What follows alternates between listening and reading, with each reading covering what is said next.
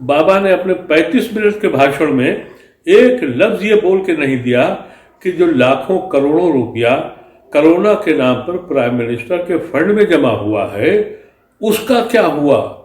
1,75,000 करोड़ जो पहले दिया गया था मजदूर को पहुंच गया है। आज तक हमको कोई आदमी ऐसा नहीं मिला, आपको मिला हो तो जरूर बताइएगा कि उसको प्राइम मिनिस्टर के 1,75,000 फंड से किसी मजदूर को पैसे मिले। बाबा ने अपने 35 मिनट के भाषण में आधे मिनट में उनको भी निपटा दिया, ये कह के कि आपका त्याग हमेशा याद रखा जाएगा। वाह बाबा वाह, क्या बात है।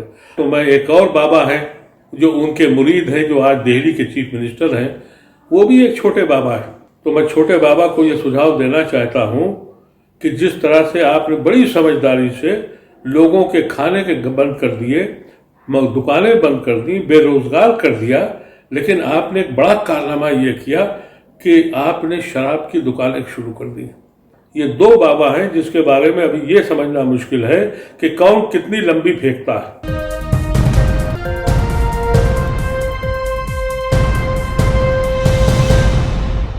आज तीसरी बार बाबा ने कोरोना के मसले पर नेशन को खिताब किया। हमने 35 मिनट बाबा का पूरा भाषण सुना। इससे पहले कोरोना से लड़ने के लिए पहली बार बाबा ने हुक्म दिया कि थाली बजाओ, कोरोना भगाओ। हमने खूब खूब ताली बजाई और थाली बजाई, नहीं भागा कमबख्त। फिर कहा, दोबारा भाषण दिया, कहा दूसरा लॉकडाउन करना है इसलिए दिए जलाओ। दिए भी जला लिए, मोमबत्तियां जला जला के हाथ जला लिए, लेकिन नहीं भागा वो।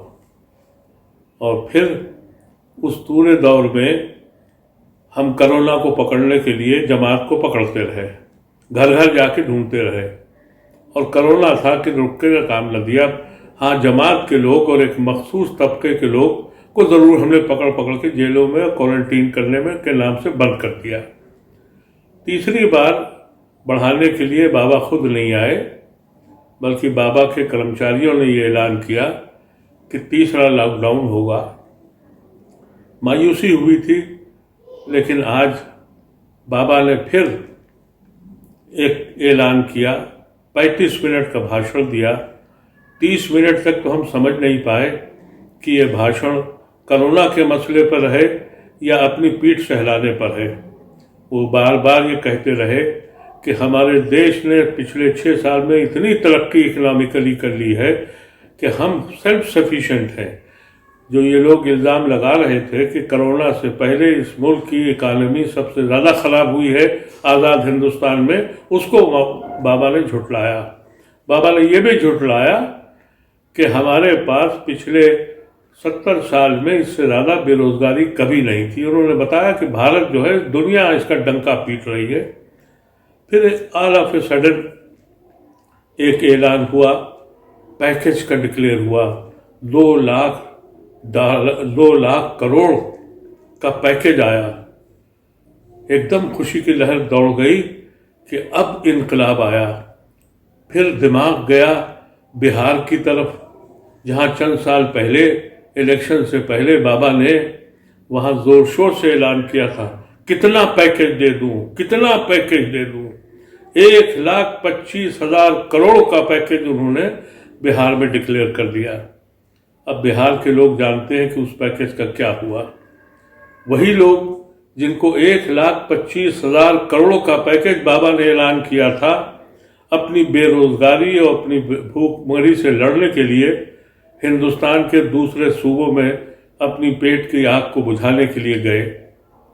अब जब कोरोना का वायरस फैला तो वही लोग अपने वतन वापस आने लगे, अपने सड़कों पर चलकर, पैदल चलकर, पत्थरों पर चलकर, ट्रेनों में कटकर, सड़कों के हादसों में मरकर वो भी अपने वतन वापस आने की कोशिश करते रहे। पूरा हिंदुस्तान आवाज़ उठाने लगा कि ये मजदूर, ये रोज़ के चलने वाले, रोज़ के कमाने वाले, ये सड़कों पर हैं, भूखों मर रहे हैं।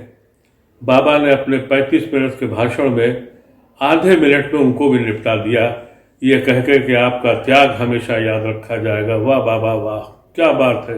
हम समझे थे कि आप उनके लिए दूसरे लोग ये समझ रहे थे और भी लोग समझ रहे थे कि बाबा ये कहेंगे कि आपके सफ़र का खर्चा हम देंगे, आपके मामलात हम देंगे, लेकिन उस पर बात नहीं की। बाबा ने पैकेज डिक्लेयर कर दिया 2 लाख करोड़ का। इसी तरह से जैसे कश्मीर में 80,000 करोड़ का पैकेज बाबा ने ऐसे ही 2 मिनट के अंदर डिक्लेयर कर दिया था। कश्मीर की हालत आपको मालूम है क्या हुई है। एक चीफ मिनिस्टर अभी भी जेल में है, एक चीफ मिनिस्टर सूफी बन के बाहर आया है और एक चीफ मिनिस्टर देशद्रोही कहलाया है। और वहाँ के लोग किस हालत में हैं ये हमें मालूम है। लेकिन इस बार बाबा ने एक अच्छी बात ये करी, कहा कि हम कहाँ से पैसे लाएंगे, किसको देंगे, कैसे बांटेंगे, ये पैसा कहाँ से आएगा, इसका तफसील बाबा ने नहीं बताई। और ये कहा कि उनके जो वित्त मंत्री हैं, फाइनेंस मिनिस्टर हैं, वो बताएंगे। अब कल वित्त मंत्री क्या बताते हैं, कितनों को क्या देते हैं, तब इसके ऊपर जो हिंदुस्तान के दूसरे इकोनॉमिस्ट हैं जो इसको समझते हैं वो अपना तबसरा करेंगे। मैं तो बाबा की जहनियत की दाद देता हूँ हर बार। बाबा ने अपने 35 मिनट के भाषण में एक लफ्ज ये बोल के नहीं दिया कि जो लाखों करोड़ों रुपया कोरोना के नाम पर प्राइम मिनिस्टर के फंड में जमा हुआ है उसका क्या हुआ, वो कहाँ दिया जाएगा। वो तो सिर्फ कोरोना के लिए जमा हुआ था। बाबा ने उसका जिक्र नहीं किया, इसलिए कि 2-4 महीने के बाद जब कोरोना खत्म हो जाएगा तो ये फंड तो फिर किसी काम का नहीं है। फिर ये फंड अगले इलेक्शन में मेरे एमपी और आदमियों को खरीदने में खर्च होगा। बाबा कमाल है आपका, उस फंड का जिक्र नहीं किया आपने कि उस फंड से क्या होगा, उस फंड से गाड़ियां चलेंगी या नहीं चलेंगी।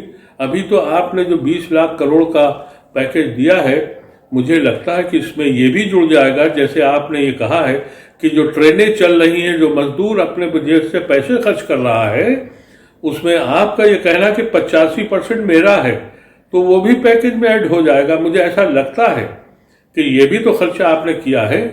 और ये इस तरह से आप मुख्तलिफ जगहों पे जो खर्चे हो रहे हैं जिसका किसी को इल्म नहीं है। आपने कहा कि एक एक पैसा मजदूर को पहुंच गया है। 1,75,000 करोड़ जो पहले दिया गया था मजदूर को पहुंच गया है। आज तक हमको कोई आदमी ऐसा नहीं मिला, आपको मिला हो तो जरूर बताइएगा कि उसको प्राइम मिनिस्टर के 1,75,000 फंड से किसी मजदूर को पैसे मिले। इंतजार करेंगे कल तक के लिए। लेकिन जब ये जिक्र किया है तो मैं एक और बाबा हैं जो उनके मुरीद हैं, जो आज दिल्ली के चीफ मिनिस्टर हैं, वो भी एक छोटे बाबा हैं। वो भी टेलीविजन पर और रोज इसी तरह अंदाज से आते हैं। जब बाबा ने पैकेज डिक्लेयर किया, इससे पहले वो बाबा रोज टेलीविजन पे आके बताते थे इतने लाख बेड हमारे पास मौजूद हैं, इतने लाख लोगों का हम खाना खिला रहे हैं। अब उन्होंने कल ये कहा है कि हमको बताइए कि लॉकडाउन खोलने से पहले आपके सुझाव क्या है। तो मैं छोटे बाबा को ये सुझाव देना चाहता हूं कि जिस तरह से आपने बड़ी समझदारी से लोगों के खाने के बंद कर दिए, दुकानें बंद कर दी, बेरोजगार कर दिया, लेकिन आपने एक बड़ा कारनामा ये किया कि आपने शराब की दुकानें शुरू कर दी। कहा 70% टैक्स दे लो, शराब पियो। तो आपको सुझाव के तौर पर मैं कहना चाह रहा हूं, आप सिनेमा हॉल खोल दीजिए, 50% टैक्स और बढ़ा दीजिए, लोग सिनेमा भी देख लेंगे, आपके पास टैक्स भी आ जाएगा, पैसा भी आ जाएगा। आप नाइट क्लब खोल दीजिए 80% टैक्स लगाकर, पैसा भी आ जाएगा, लोग अपनी अय्याशी में वही आराम भी कर लेंगे। ये सारे सजेशन मैं आपको दे सकता हूँ क्योंकि आप भी चमत्कारी हैं। आपने चमत्कार कर कर के अपने को कहाँ पहुँचाया। आपने चमत्कार एक बार रामलीला मैदान में भी किया था, कहा था सारे भ्रष्टाचार को खत्म कर दूंगा एक बिल लाकर। वो बिल तो ना आया, लेकिन आपने सबको रुखसत कर दिया जिन्होंने आपके साथ साथ दिया था, चाहे वो प्रशांत किशोर हो, प्रशांत भूषण हो, या हमारे यादव जी हो, या प्रोफेसर आनंद हो, या आशुतोष हो, या जितने लोग थे इन सबको तो आपने निकाल के बाहर कर दिया। अब एक दो शरीफ लोग रह गए, जिसमें एक संजय सिंह है। इनकी छुट्टी कब होगी मुझे नहीं मालूम। तो मैं तो इन बाबाओं से बहुत प्रभावित हूँ। ये 2 बाबा हैं जिसके बारे में अभी ये समझना मुश्किल है कि कौन कितनी लंबी फेंकता है। बहरहाल हम आपके भक्त हैं, आपके साथ रहेंगे। और ये कोरोना आज नहीं तो कभी जाएगा ही, लेकिन बाबा इस मुल्क को बचा लो। अब कुछ अपने बयान बंद कर दो, जो यहाँ तक अपनी मन की बात करते हो उसी पर करते रहो, बार बार टीवी पे मत आना। हम दुआ कर रहे हैं कि आप इसके बाद अब किसी अगले लॉकडाउन से पहले कोई चमत्कारी मामला लेके ना आइएगा। हम बहुत थक गए हैं। 35 मिनट आपकी तकरीर सुनी है, अभी 35 घंटे अभी हमको टेलीविज़न पे आपकी वाहवाह सुननी है। जो आपका टेलीविज़न जो आपने अपने काबू में कर रखा है, उस पे आपके कसीदे सुनने हैं।